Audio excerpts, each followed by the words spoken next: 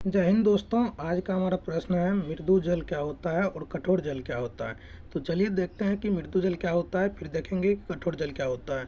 तो देखिए, ऐसा जल जिसमें लवण की मात्रा बहुत कम मात्रा में पाया जाता है और जो है वो साबुन के साथ आसानी से अगर झाग पैदा करता है तो उसे हम कहते हैं मृदु जल। अब समझे मृदु जल किसको कहते हैं। वैसा जल को हम मृदु जल कहेंगे जो साबुन के साथ आसानी से झाग उत्पन्न करता है, उसको हम क्या कहते हैं, उसको हम कहते हैं मृदु जल। क्या कहेंगे उसको कहेंगे मृदु जल। मृदु जल समझ गए क्या होगा। अब चलिए देखते हैं कि कठोर जल क्या होगा। कठोर जल क्या होगा इसको हम देखते हैं।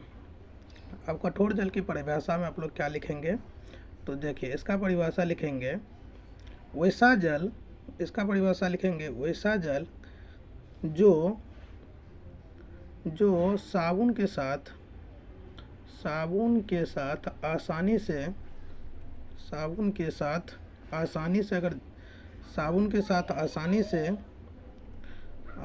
से झाग नहीं पैदा करता है, झाग नहीं पैदा करता है या उत्पन्न करता है, उसे हम क्या कहेंगे, उसे हम कहेंगे कठोर जल। क्या कहेंगे, कठोर जल। तो ये जल कहाँ पाए जाएंगे, तो ये जल जो है तालाब में या फिर समुद्र में पाया जाता है, क्योंकि उसमें गंदगी ज़्यादा होता है और उसमें लवण की मात्रा क्या होता है, ज़्यादा होता है।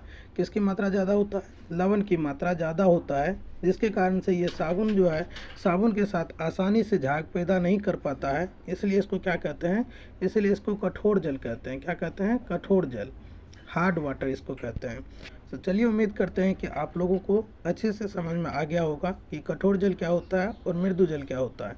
तो चलिए कमेंट में आप लोग कमेंट करके ज़रूर बताइएगा कि आप लोगों को अच्छे से समझ में आया कि नहीं, और अगला कौन सा प्रश्न है आप लोग ज़रूर कमेंट कीजिएगा।